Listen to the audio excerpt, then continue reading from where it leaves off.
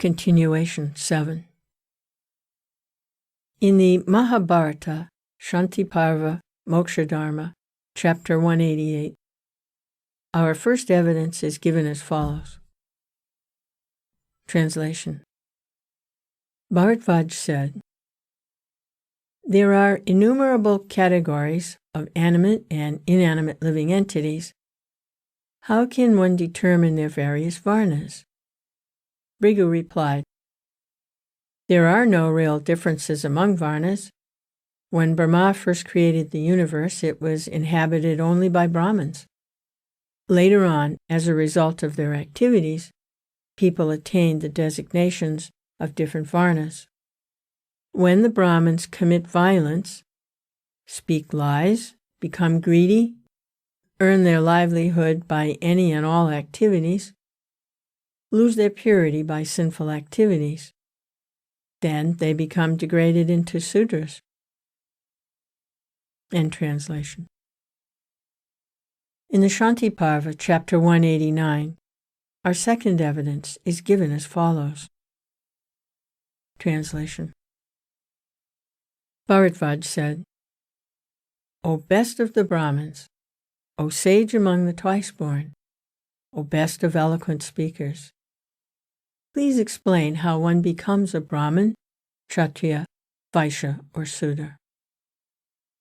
Bhrigu replied, "A person who has been purified by the reformatory processes like jata karma or name-giving ceremony, who is clean, devoted to studying the Vedas, expert in the 6 occupations like worship and teaching worship, situated in pure conduct, eating the remnants of his spiritual master, dear to the spiritual master, regularly engaged in performing vows, and fixed in truthfulness, is considered a Brahmin.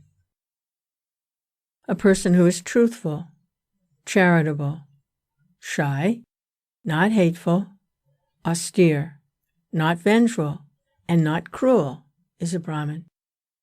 One who is attached to eating all kinds of foods and performing all kinds of activities, who is impure, deviant from the principles of Vedic culture, and ill-behaved, is known as a Sudra. If the symptoms of a Brahmin are found in a Sudra, and if the symptoms of a Sudra are found in a Brahmin, then the Sudra should not be called a Sudra, and the Brahmin should not be called a Brahmin." End translation. Our third evidence is given in the Vanaparva, Chapter 211, as follows. Translation. O Brahmin, if a person is born in the family of a Sudra and possesses good qualities, he becomes a Vaishya or Kshatriya, and if he possesses the quality of simplicity, he is a Brahmin. End translation. Our fourth evidence is stated in the Vanaparva, Chapter 215. Translation. The Brahmin told the pious hunter, "In my opinion, you are still a Brahmin. There is no doubt about it. After all, a Brahmin who is proud and engaged in various sinful activities that result in his falling down into the degradation of being contaminated by impure karma is equal to a Sudra. And I consider a Sudra who is self-controlled, truthful, and always enthusiastic about executing his religious duties to be a Brahmin. Indeed, the only criteria for being a Brahmin is to possess pure characteristics." End translation. Our fifth evidence is given in the Shanti Parva, Chapter 318, as follows. Translation. Persons of all varnas are Brahmins, because they are all born from Lord Brahma. The Brahmins were born from the mouth of Brahma. The Kshatriyas were born from his arms. The Vaishyas were born from his navel, and the Sudras were born from his legs. Do not consider the varnas in another way. One who is fixed in knowledge, is a Brahmin. Therefore, O king, this moksha shastra was spoken for the benefit of those Brahmins and Kshatriyas who have attained knowledge. This is the opinion of ancient scholars. End translation. In his commentary on these verses, Sri Nilakanta has stated, translation, persons who are born from Brahma and fixed in knowledge are called Brahmins. The other castes, like Kshatriyas, were also born from Brahma. End translation. Our sixth evidence is stated in the Vanaparva, chapter 180, as follows. Translation. The snake asked, O Maharaj Yudhisthira, who is a Brahmin, and what is the object of knowledge? You are very intelligent, therefore I will be enlightened by your statement. Maharaj Yudhisthira replied, a person who possesses truthfulness, charity, forgiveness, sobriety, gentleness, austerity, and lack of hatred is called a Brahmin. The snake said, Sudras also possess truthfulness, charity, freedom from anger, non-violence, non-enviousness, and lack of hatred. Maharaj Yudhisthira replied to this, if such symptoms are found in a Sudra, he should never be called a Sudra, just as a Brahmin is not a Brahmin if he does not possess these qualities. O snake, only a person who is endowed with the characteristics of a Brahmin can be called a Brahmin. Otherwise, he is a Sudra. End translation. By these 6 separate evidences quoted from the Mahabharata, it is clearly understood that one should be accepted without hesitation as a Savitriya or Daiksha, Vedic or spiritually initiated Brahmin, if he possesses simplicity and the nature of a Brahmin, regardless of his birth. Those who are Brahmins by birth are very orthodox in regards to their eating and sexual relations. But these principles are not obstacles for the Savitriya Brahmins. We do not find any obstacles in the smooth performance of such persons' spiritual Brahminical duties. All Shastric evidence that is unfavorable to the ascertainment of who is a Brahmin on the basis of seminal descent are reasonable and unrefutable by argument. The Dharma Shastras that support the seminal Brahmins do not contradict Vyasadeva. The evidence in Sri Mahabharata, however, is more important and more respected than that of the Dharma Shastras. The evidence in the Dharma Shastras is only theoretical, while the evidence in the Mahabharata is practical. Those who oppose this principle will simply confirm themselves as evildoers of this world. Just as the Vedas and the Mahabharata have confirmed that a person who is not a seminal Brahmin yet possesses the qualities of a Brahmin is accepted as a qualified Brahmin, the Srimad Bhagavatam, which is the crest jewel of all scriptures, the ripened fruit of the Vedic tree, and the literature for perfect swan-like men, bravely and neutrally supports this doctrine. In the Srimad Bhagavatam 7:11, 21 through 24, 35, it is described. Translation.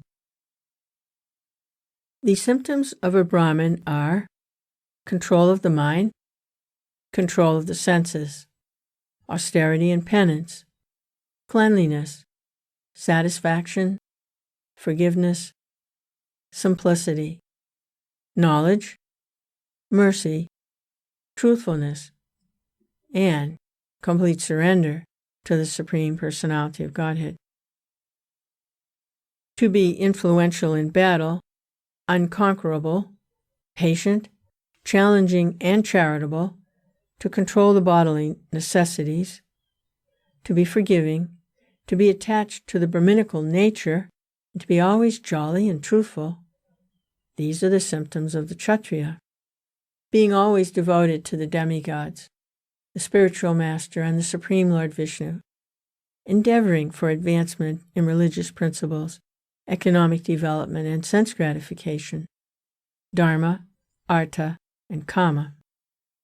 Believing in the words of the spiritual master and scripture, and always endeavoring with expertise in earning money.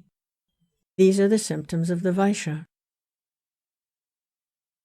Offering obeisances to the higher sections of society, the Brahmins, Kshatriyas, and Vaishyas. Being always very clean, being free from duplicity, serving one's master, performing sacrifices without uttering mantras, not stealing, always speaking the truth, and giving all protection to the cows and Brahmins. These are the symptoms of a Sudra. If one shows the symptoms of being a Brahmin, Kshatriya, Vaishya, or Sudra as described above, even if he has appeared in a different class, he should be accepted according to those symptoms of classification. End translation. Although we have collected 6 different evidences from the Mahabharata regarding the eligibility for a person born from any of the Varnas to become a qualified Brahmin, and we have also seen verses from the Srimad Bhagavatam that corroborate this evidence, we will nevertheless quote the conversation between Uma and Maheshwara from the Mahabharata. Anusasana Parva 163, 5, 8, 26, 46, 48, 51, and 59, in order to further strengthen this evidence. Special evidence. Translation. Uma said, O Lord, O sinless master of the living entities, I have some doubt about how members of the 3 castes, Kshatriya, Vaishya, and Sudra, will attain through their own nature the platform of Brahmins.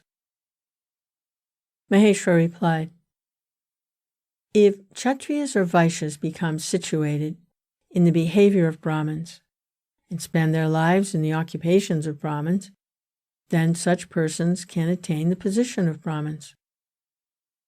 O Goddess, by the same procedure, a Sudra can become a Brahmin, and a Vaishya can become a Kshatriya.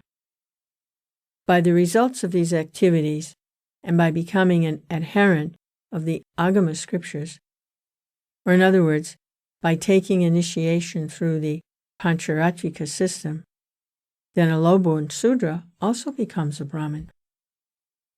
O Goddess, Lord Brahma has personally declared that by performing pure activities, a self-controlled Sudra is fit to be served, just like a Brahmin. In my opinion, if pious activities and good character are found in a Sudra, it should be understood that he is better than a Brahmin. Birth, purificatory processes, study of the Vedas, and good birth are not the criteria for being a Brahmin. The only criteria is one's behavior. A person is born as a Brahmin in this world simply as a result of his nature. A Sudra situated in the profession of a Brahmin also becomes a Brahmin. I have thus explained to you the secret of how a person who is born as a Sudra becomes a Brahmin, and how by deviating from his occupational duties, a person born in the family of a Brahmin becomes a Sudra. End translation.